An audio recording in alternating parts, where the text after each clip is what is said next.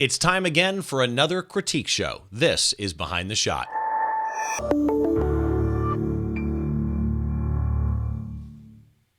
Hi, once again. Welcome to another Behind the Shot. This is one of our critique shows, and this is the first one that we are doing live. So this is going to be kind of interesting. I wish that you could see my desktop here. Before we go too deep, let me welcome my co-host for the show. It's Don Komarechka. Hey, buddy, how are you? I am great, Steve. I'm so glad that we're trying this live. Not only does it keep us on our toes, but it gets engagement from the audience. So thank you to everybody that's tuning in right now. Yeah, we've got a number of people in the chat room. And again, this is going to be like a work in progress. So bear with me. I've got a lot going on the desktop. We're going to have some fun with it. We're going to jump right into the images. And then about halfway through, I do want to take a break because I want to talk to Don about something. But before we do, just a reminder, if you're watching this critique show for the first one, if you want to get involved in this, we have a Flickr group called Behind the Shot, oddly enough, kind of way interesting how we did that.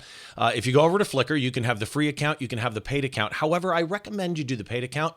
Flickr does need support right now, and if you like what they're doing at Flickr, they show pictures in good resolution.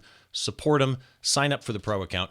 But either account will work. You can actually join the Behind the Shot group, and you need to do two things to your images if you want them in the pool that we choose from for these critique shows. Number one is you need to add your photo to the Behind the Shot group. Number two is you need to put a Flickr tag on it. It's not a hashtag. It's not in the comment section. Flickr has their own tagging system, and you put the tag btscritique. We search for those in the group. That's how we find the images that we're going to actually be using for these critique shows.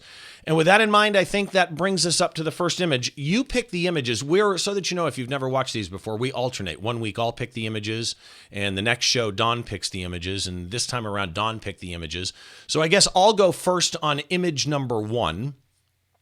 This one is Summit Central, Snoqualamie Pass, Washington.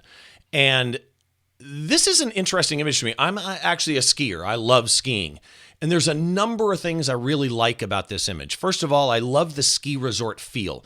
The way that you framed this and composed this shot, you instantly know it's a ski resort. You know what the story is. You know what the feeling and time of day is. Your composition, you've got that angle of the hill. You positioned yourself actually really well in this. I like the tree that's on the rule of thirds on the left, the way that it breaks the horizon line. I like that it's kind of balanced with your nice, flare effects on the ski resort lights. A number of things I like. There's a couple things I think would make this a stronger image. Number one is the ski run that's in the middle that's all lit up. I really wish that there was more detail in there. Your lights are blowing out a little bit, and there's a couple things I think would fix that. This shot was done at looking at EXIF data. I don't know your aperture on this. I couldn't find that in the EXIF data. This is a 50 millimeter shot, ISO 400 at 15 seconds, which tells me this was pretty dark. I think you could have gone less on that. The other thing is the metering mode on this shows as spot metering. And I just want to make sure we understand on a Canon 5D Mark II, which is what this says it was shot on, metering does not follow, spot metering does not follow your focus point. So no matter where you move your focus point on these Canon bodies, the 1DX series is different, but on these Canon bodies, the spot metering will always be center, even if you move your focus point somewhere else, which on this framing would have been in the sky. And I think that may be why the one other thing I'd like to see in this is the way it is. In the sky area, there's almost like a cloudy effect, almost like they're doing snowmaking in the background. Well, and that's what helps the lights give the bit of an extra glow leading up above the tree line too, which it gives them almost a halo effect. Yeah. It's kind of cool, but I'd like to see that sky brought down darker to get me a darker nighttime sky to set off those stars a little bit. But one thing I do want to add lastly is your color treatment on this. I love the warm glow that you've got all over the snowy mountain. Yeah, and you see the sky being relatively dark compared to the brighter lights, and that's just the disparity of the lights being so bright. If you're shooting for a night sky, you're not going to have that the foreground properly exposed. And so back to your point, Steve, you made about the lights, and I can see specifically we have white blobs of light that turn into gray blobs of light that turn into recoverable details.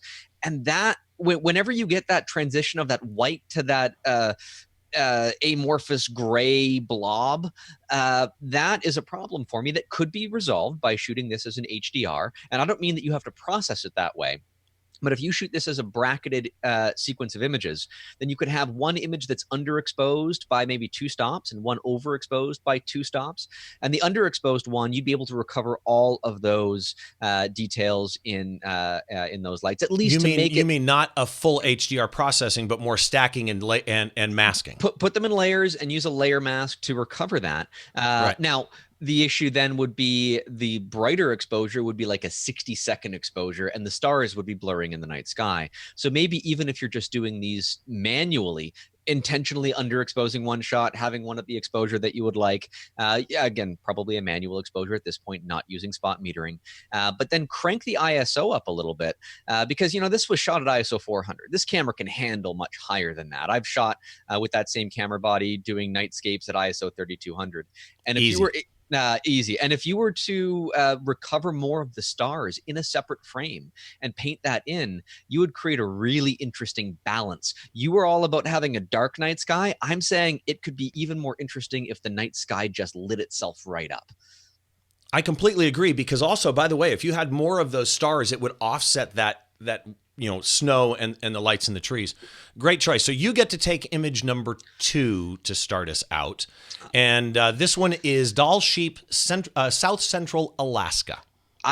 Dall sheep are very charismatic creatures, and this one is in a very nice pose. Now, this was shot with a Canon 70-200 f2.8, but it was shot at f6.3. And so when I'm looking at this image, I see the background, and this is what it immediately jumps out to me, is the background should be a little softer. A lot of people say that don't shoot with the lens completely wide open because it might not be the sharpest overall quality. But if you're stopping down to that level, it's got a 2.0 teleconverter, so I know you can't get all the way there. You'd be at f5.6, but even at f5.6, that tiny bit of a difference might change the background feel, because the background in behind that sheep is just in that uncanny valley of is it sharp? Is it soft? And even just a third of a stop might push it one way or the other. And I feel like it would be better to be a little bit softer. And if the image overall critical sharpness suffers a bit from that, I think it would be a fair trade-off. I like the framing. I like the angles. It's funny because this image, Dall sheeps, they kind of run up and down cliff sides, right? So you could rotate this image by like 25 or 35 degrees. There's no horizon line here. That sheep could be standing on an angle, and maybe that would make it a more dynamic framing with no horizon line to consider. Gravity is not something that we must be beholden to. That's something that I learned with macro photography a lot. Rarely can you apply it with wildlife and landscape in the same way, but this would be one such case. That's actually an interesting way to think outside the box. I never thought of that, and I don't know that it would work, but those are the type of things you can try in post-processing that would be great. For me, there's a couple things I really love about this shot, and there's a couple things that I'm having issues with in the shot. First of all, this shot was, I think, 400 millimeters. And, with that in mind, 400 millimeters, ISO 400, 1/250th, f6.3. Really, seriously, that's not an easy shot. This was a 70-200 lens at 400 millimeters, so clearly, as you said, you're using a teleconverter here. But if you really zoom in on this, the problem I'm having is the foreground hill that the sheep is standing on, your focus point is off. This is front focused. So the focus point is in front of that sheep on the rocks.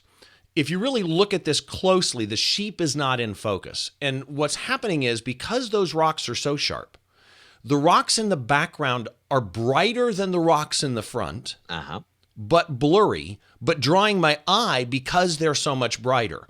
So a couple of things. One, if you were to bring those rocks down by just sculpting this image with some dodging and burning, you could bring those back and give me more of a 3D effect so that they didn't compete so much with the sheep itself or the sharp rocks in the front. The other thing is, you've got some motion blur in here. The softness in the background is not just depth of field. If you zoom in close, you can tell that it's not just a softness or a bokeh. There's actual motion blur in there. And that gives kind of a, I don't want to say uncomfortable, but it gives kind of an odd blur against that sheep that's not tack sharp. I really think just bringing that back hill down would help a great deal. The other thing is when you're doing a shot like this with a teleconverter, you got to really, at that magnification, you shot this at 1/250th, but you're at 400 millimeters. Think about your shutter speed to try and get exactly the one over that focal type length of rule. Say that again. The 1 over focal length rule. Now one over focal length rule. Exactly. So that means that if you're shooting at 400 millimeters, you should probably keep your shutter speed at 1/400th of a second or faster. Yes, that is mitigated by image stabilization techniques and everything else, but it's still a good rule to just make sure that you've got that crispness there. I'm looking at the comments too, and I'm seeing that CW Daily says that B&W black and white would be a good way to save this image. And you know what? I think that that's a good comment, because color isn't necessarily an element of huge impact within that. You've got that Dall sheep that is so much brighter than the surrounding, coupled with your advice, Steve, of dodging and burning that background down. I think that's solid advice. Yeah, by the way, I like your angle. There's one last thing, and that is above the sheep, there's like a piece of wood or something. I'm not sure what that is. I would actually bring that down a great deal because that has a hot spot on it as well. So let's jump into image number 3. And image number 3 is Ivanpah Express. And this is an interesting shot to me. So there's stuff about this shot that I absolutely dig. Like, super creative the way this shot was done. When you look at the EXIF data on this shot, this is a 2-minute exposure, right? At f8, ISO 400. I don't know the app. No, that's everything we got. There's a couple of things, though, I'm having issues with. First of all, your long exposure's spot on. I like how bright you got it. I love that you have the light in the car. That was with the That's key. shadow of that steering wheel. Dude, just fantastic. I love that. However, the one thing about any car, whether it's an old beat-up car or one that you see on the road today, is that nameplate on the grill. Cutting that nameplate on the grill where you didn't keep the full logo, I really need that to be more in frame and show respect to the branding of the car itself, even though it's a dilapidated car at this point. The wheel at the bottom is dead center. And I like that you left it off the bottom in leaving it dead center, but what that's ending up with is the entire right-hand side of the frame isn't adding anything to this image. I mean, I like that you cut the car tight, on the left-hand side. I like that you're trying to build that energy and have it, bleed out of the frame. But the right-hand side of the image isn't really doing much to me. So here's a suggestion I would make. And by the way, I can see your lights in the sand at the bottom on the right-hand side, and I really wish I couldn't, because that actually is triggering artificial light sensations to me that the one inside the car does not. So for me, and this is just me, if you look at the off the bed of the truck, there's like a metal piece sticking out to the right. Just outside of that, kind of in between the two trees, if you cropped it there on the right-hand side, and on the bottom you cropped it just below the spoke of that wheel that's laying there, so that spoke bled off the bottom, I think you would get more energy and more of a story of this abandoned vehicle. Right. Now, I would say wait an hour, because if you did that, then the ambient light outside, the sky, and the surrounding area that is not illuminated by any artificial light source would become darker. And that would help remove the impact of that background that's not really adding something. You're playing into the ideas of subtractive art and minimizing something, not just by cropping, but by making it darker or less obvious. And it would actually increase the contrast in the image as well, making the lit areas even more important. Now, you mentioned that the foreground had some the details from the light. If you were to have like a lighting wand that you would move over during the exposure, what that would do is it would remove the shadows that I'm seeing underneath the front of the vehicle and around the light on the front grille. Those shadows I don't think are adding much to this image. But if the light source was moving during the exposure, those shadows would be softened to the point where they no longer really exist. And I think that would be a helpful ingredient here. And if I was going to crank this one up to 11, bring a leaf blower with you and blow away those footprints. Oh, I like that. Or rake them or something would be good. And what's interesting is this is Ken, his watermarks on there, and they're talking in the chat room about watermarks, which is hands down a conversation for a show sometime. You and I should actually just do a show on watermark and how people love them or either hate them. But here's the deal. Ken specializes in nighttime, dark, light painting type photography. I'm actually recording an episode of Behind the Shot with him tomorrow because he's got a new book out, and the cover of the book, we're going to talk about the cover of the book. So he does a lot of that light painting and walking through an image while he's exposing it. So those are some suggestions I think would really kind of bring this image to the next level. So let's jump into our next image, and this one is called Sea Monkey, aka brine shrimp. You want to go? All right. Now, Steve, by show of hands, who had raised sea monkeys when they were children? I most certainly did. I don't know, Steve, you did as well. Oh, yeah, everybody probably. A fun little instant pet, as they market them. And they're these weird little shrimp creatures. I just had to throw this in here because it was a nostalgia impact for me. Yeah, an interesting subject for sure. I've got these bubbles around the edge, and I've got what looks like it might be a glass or a cup or something. So, okay. I remember growing sea monkeys in these little plastic aquariums that had these little castles or ships or things that were just kind of molded into the design.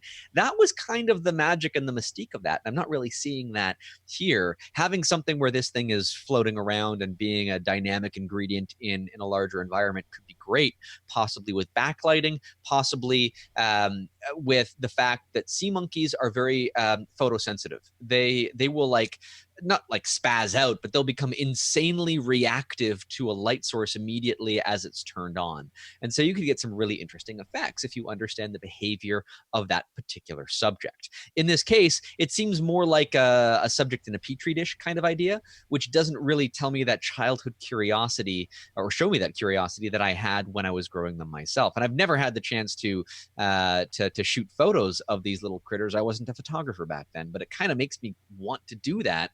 And I know. I thought the same thing. So let's go buy a sea monkey kit.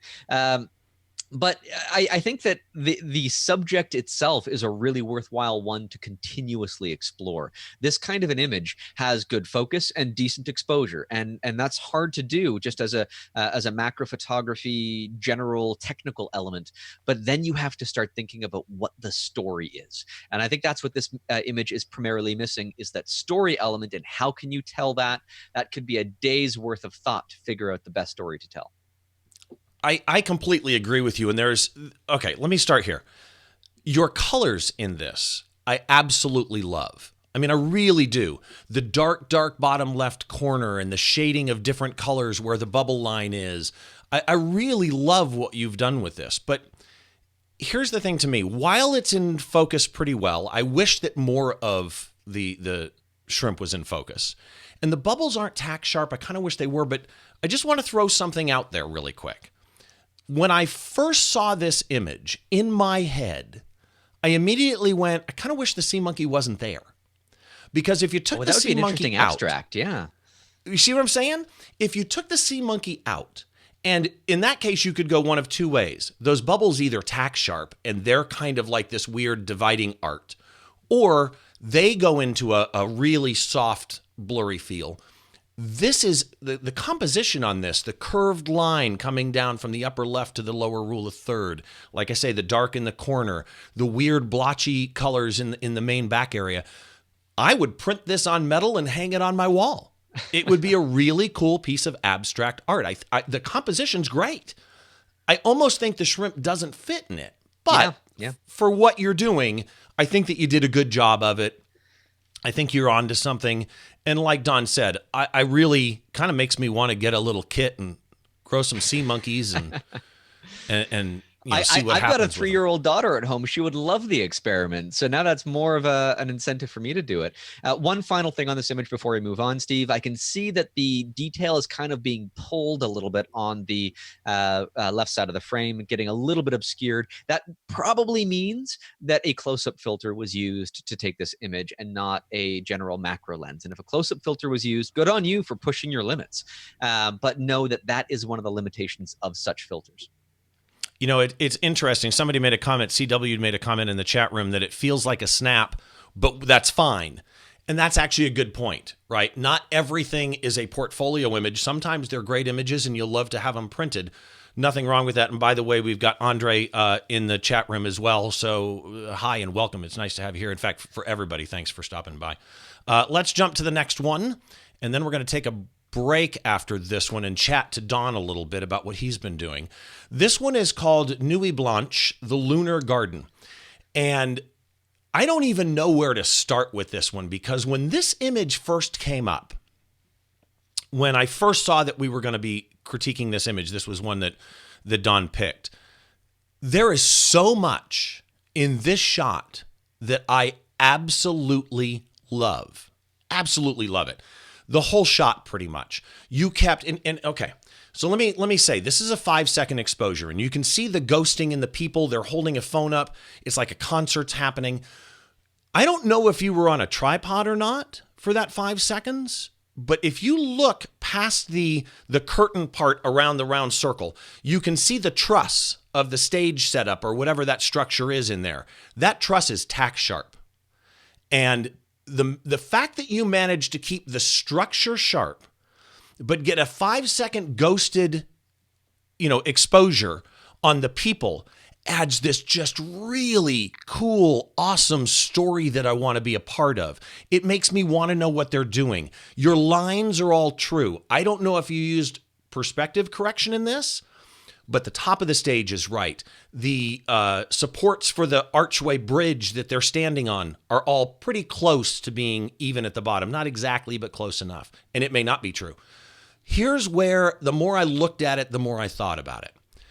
If you look to the left-hand side of the structure, you see a building in the background, a slight amount of that building.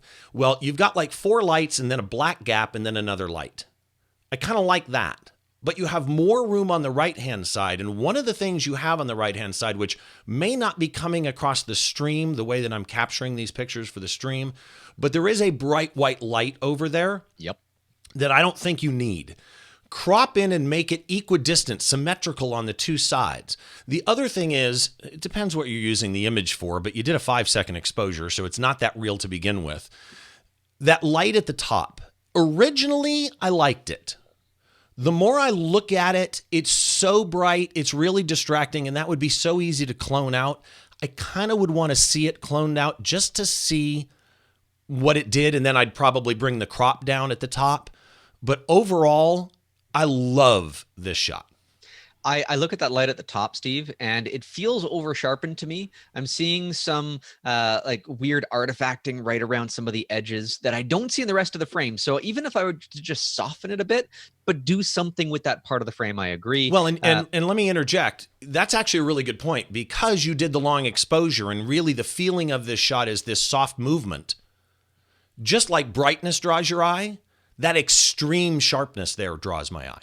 Right. Now, I want to echo your sentiment on kind of the blur. At a 5-second exposure, I think works really well here. It shows motion. And the more you look at it, the more you see that, well, there's one static guy looking at his phone on the left-hand side, and it's kind of a little hidden gem. Well, yeah, he's looking at his phone. He's not moving. Other people are maybe being a little bit more dynamic. There's the one person holding their phone up for that 5 seconds in order to do a selfie. The motion is not something that we see with our own eyes. The camera can offer this as a version of reality that is imperceptible to us as human beings. And motion blur is one of those things that, in some cases can be a detriment to an image, but it can also be a creative tool that I think is being used very well in an image like this. I don't think we've mentioned the fact that it's black and white, and I think that works really well, especially in the case that this is predominantly a silhouette, high contrast image. The color wouldn't have added anything of substance to this photograph, and I like it. Yeah, I completely agree with you. So before we get into the next images, we've got 4 more images to get through. I want to talk to you, Don, really quick. For those of you that don't know Don, where have you been? What rock have you been living under? But Don hosts the Photo Geek Weekly podcast, macro genius, author, new book coming out. So first of all, for those that don't know the Photo Geek Weekly podcast, tell us a little bit about your podcast and what you do on that show.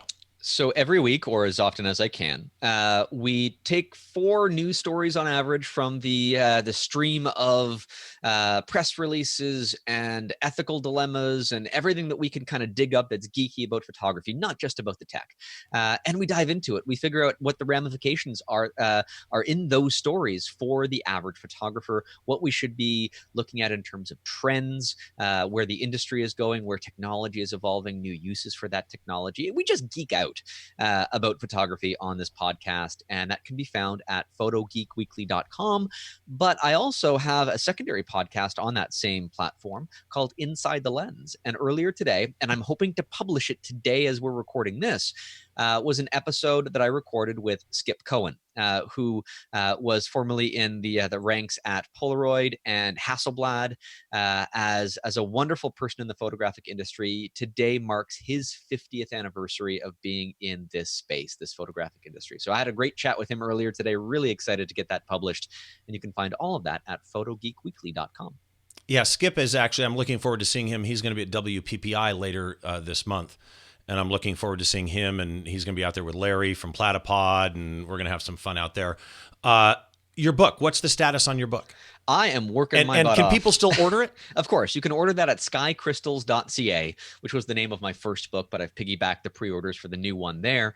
So skycrystals.ca. Earlier today, I was doing a sequence, just redoing some of the stuff that I was talking about focus, and I realized I didn't bring it home enough, talking about how chaotic focus actually is in macro photography. The whole book, Macro Photography, The Universe at Our Feet, is designed to show every photographer interested in macro, or maybe that haven't dabbled in it yet, how to make amazing magical macro images with every tutorial possible. But I also realized that I can't put myself up on a pedestal and only show my best work. And one of the areas that I don't often showcase is how many out of focus images I take by the technique required by moving the camera physically instead of depending on focus. And I might take 100 photos to get the exact shot that I'm after. So I was digging through archives from a few years ago when I was shooting hundreds of images of out of focus bees flying into flowers to put a collage together of all of my mistakes taken in a day, and then showcasing the one shot that I liked. So that's going to be a double-page spread in the book, just to make it feel like, yeah, you know what, if you're doing it this way, you're doing it right. If you get 100 mistakes, you will still eventually get that one successful image, and nobody shows those mistakes. So I'm making sure that I do that in the book. Yeah, and I think that's actually a good learning experience for people. One of the problems I find with most photographers is there's always, we all creatives really, we have this self-doubt. Right. We constantly feel like, oh, everybody else is so good and we're not. But the problem is we see all of our shots. We see the hits and we see the misses. But for other people, assuming other people are doing it correctly, we only see their hits, on social media, unless they do some crazy photo dump. I think it's really important now and then that everybody realize that we all have hits, we all have misses, and you just learn from it and you move on. So let's jump to the next image, and you're going to take this one. It's called Burn It to the Ground. Oh, I love this. I was with another photographer at a workshop in Alaska, and we saw some of these. And she said, my word for these is sand trees. When you have these lines of water flowing through sand or whatever else creates that same fractal effect. It looks like flames. I don't know what it is. It does feel like water and sand, and that's what I would assume that this would be. But it has this wonderful abstract quality to it. I love the contrast, which may have been pushed up in post. I hope that was deliberate because it works really, really well. I love the fact that all of the lines don't hit the top of the frame. You've got that empty space moving down all the way through the frame. The one thing that this image doesn't have that might be of use is it doesn't have one solid anchor point. And so that's something that I would look for in an image like this, is something that just draws my eye to one specific point. And you could look through 1,000 of these composition ideas until you find exactly what that point is. An anchor point that through all of the abstractions still maintains the proper balance, but guides my eye to one specific point above all else. And then my eyes can continue to navigate around the frame. You can't control the subject. This is something that you are just showing up and trying to document in a specific way. But that is always my goal, to find that one anchor point and work around that and try to make some magic there. When you put this one in the pool for today, I'm not kidding. I got this like glee big smile, because when you and I first started talking about doing these shows, we pulled up a couple of images from the group, and this was one of them, but yet it never made it into the pools in the previous shows. I can't stress how much I love this image. This needs to be printed really large on aluminum. I don't mean metal paper, yes. metallic paper. I mean, this needs to be printed 3 foot by 4 foot on metal. It would be so freaking awesome. The colors, the tones. Now, there's a couple of interesting things. If you zoom in on this shot, there is almost this feeling of it's leaves that have been embossed. Almost like like somebody took it into Photoshop and did some embossing on a picture of leaves and then just put a color lookup table on it. It's just really cool. There are some things I think could make this a stronger print. Number one is there's a lot of grain in this, which I love. I wonder if it's a little too much on the grain and the noisy effect. I'm not sure I'm right. I could be wrong. But the one area I think would really improve this is look at the top of the image where the I don't know what to call them, actually. The spikes stick up. The lines. On the right-hand side, there's this even dark tone that kind of matches and blends into the very top of the image smoothly. But in the middle and on the left-hand side, it's brighter there. And I don't like that brightness. It's drawing my eye away from the real brightness areas that should be drawing my eye, which is the intricate patterns that are in the middle and lower part of the image. Shape I'd like to dodging see, and burning, right? Yeah, just sculpt it a little bit. Bring that down to match the right-hand side so that it comes down even, sprinkles down into the highlights that are in the middle. But to the person who made this image, and by the way, there's no EXIF data on Flickr for this image, so I don't know what you did, but dude, will you please start shooting my shots for me? One thing, if you were to print this, you have to fix a defect. Otherwise, once you notice it, you will never unsee it within the print. The very top of the image, above all of the spikes and centralized in a very horizontal rectangle, there is a slight difference in the frame. It looks as if it's ever so slightly blurred, a slightly different saturation. There's something there as if something might have been cloned out, but it does so in a way that it leaves an artifact. And I can see it in this image. And if I saw a print of this and then noticed that, it would bug me forever. So go back in, do your due diligence, and make sure that that shows up much cleaner and is impervious to my pixel peeping eyes. Yeah, and Mac Attack in the chat room said, is the creator here, what is this? Or what is that? If the person that made this image watches this, please put in the comments on the YouTube video what this thing is, because seriously, just wow, man, just wow. All right, next image, and this one will be you. Was it you taking it first or me? I think I'm first on this one. I think you're first. Okay, so this one is called Shadow Theater. This is another long exposure. It's a 3-minute exposure, f8, ISO 400.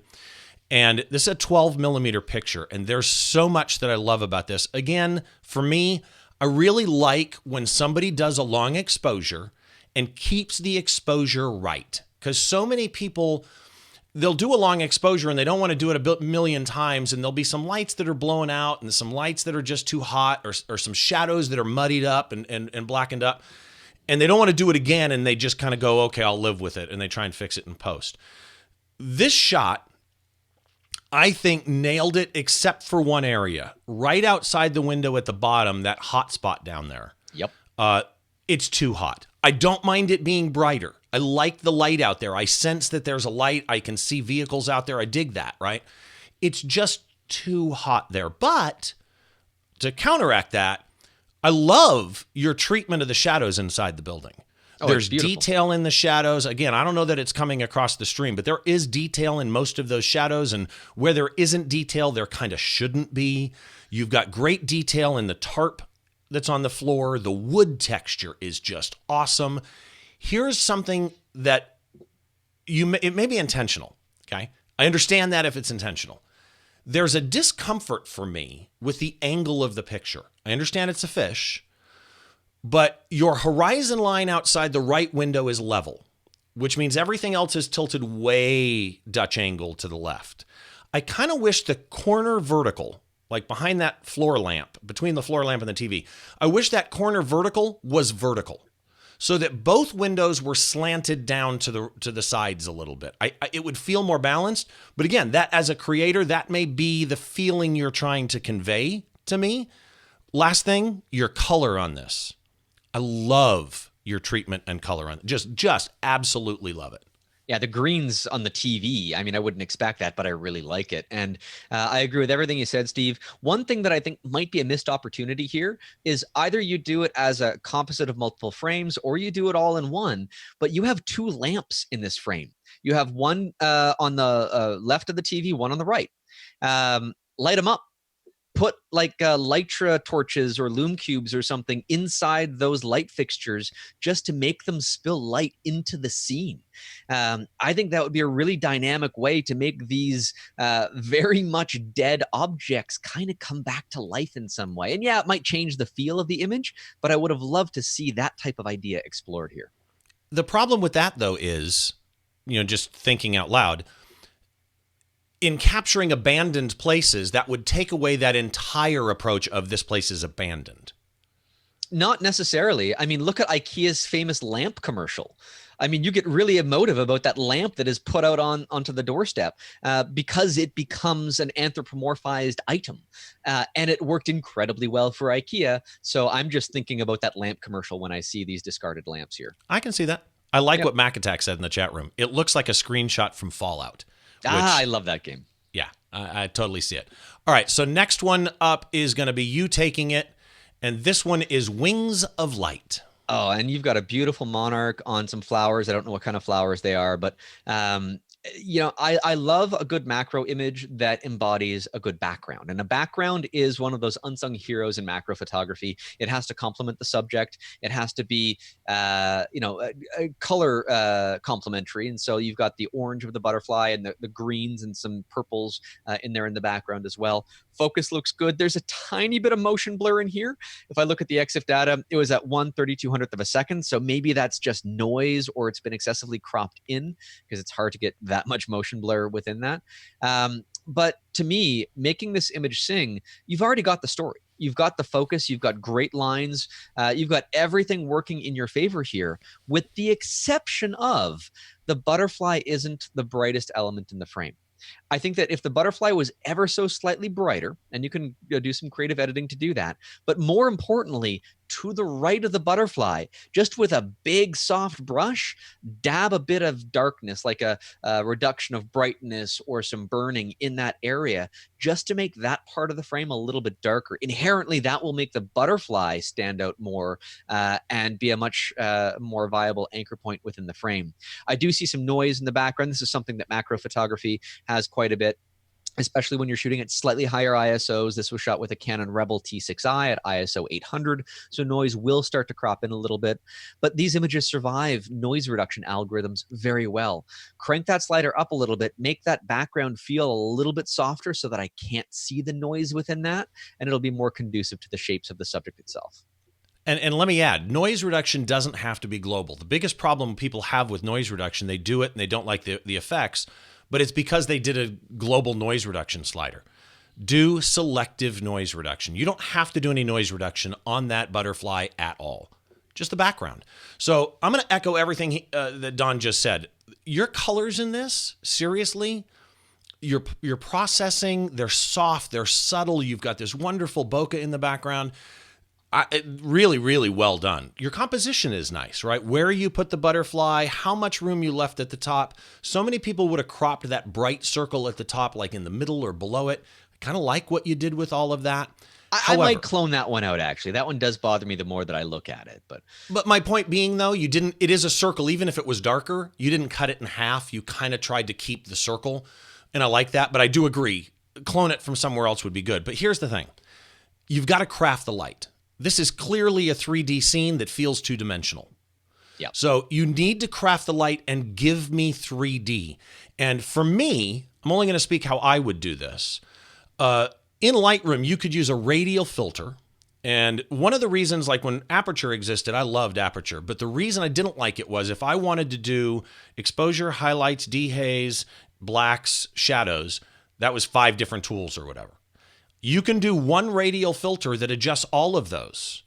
Yep. Draw a small radial around that butterfly with a nice feather and have it kind of feather out. That'll be a starting point, and then you can craft it from there to bring that background brightness down to make it feel behind the butterfly and give me that 3D effect.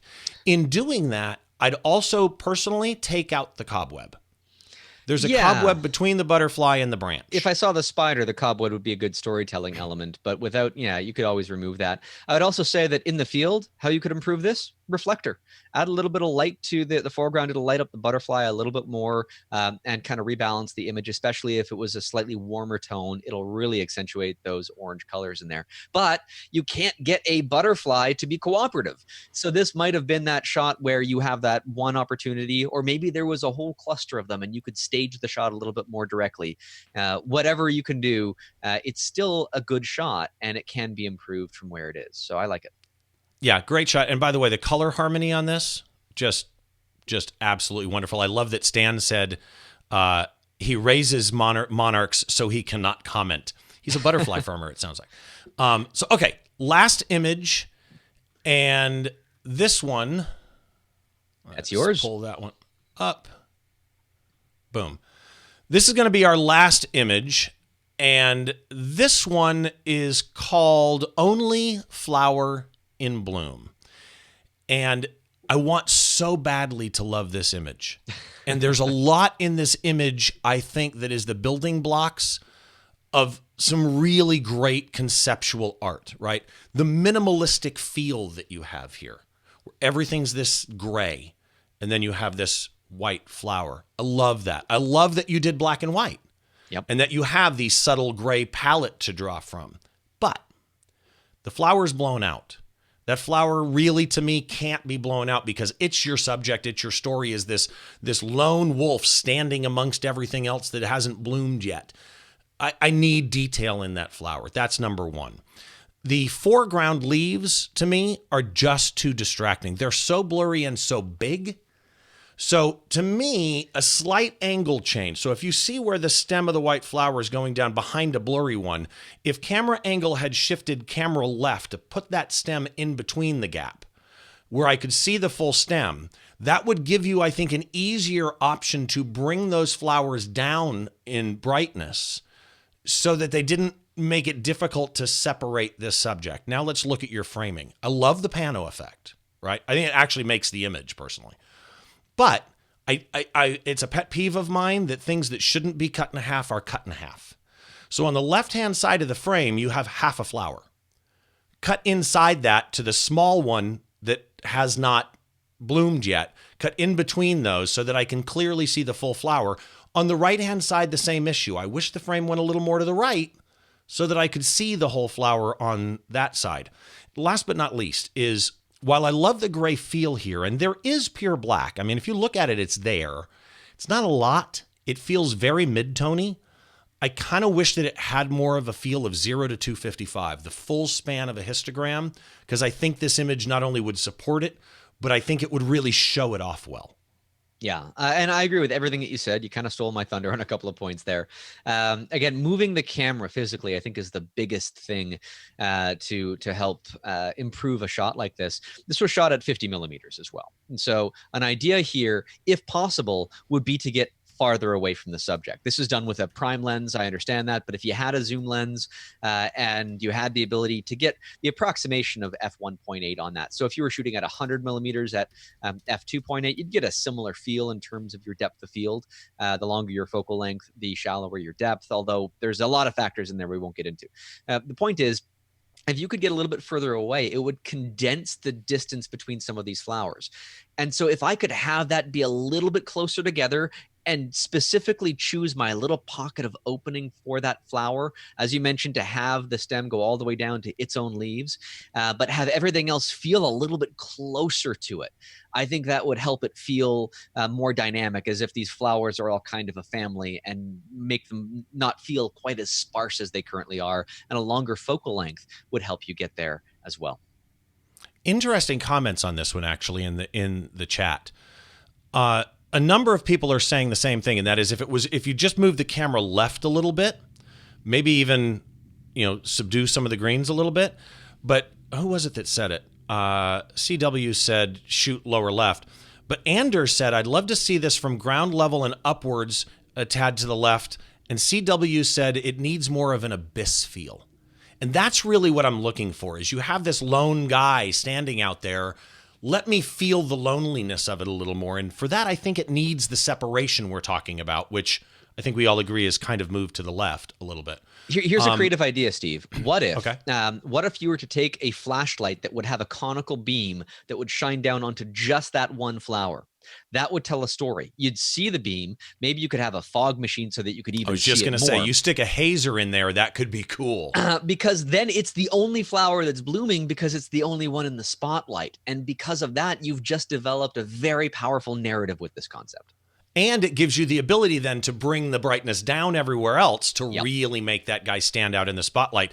It becomes basically a rock and roll picture with the juxtaposition that it's not rock and roll, it's this star. But again, it still comes back to one thing.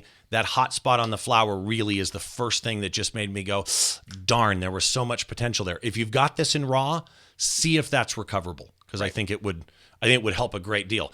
That's our last image. So before we close, Mr. Don Komarechka, where can people find you? All of my network of things is at doncom.ca. So that's donkom.ca.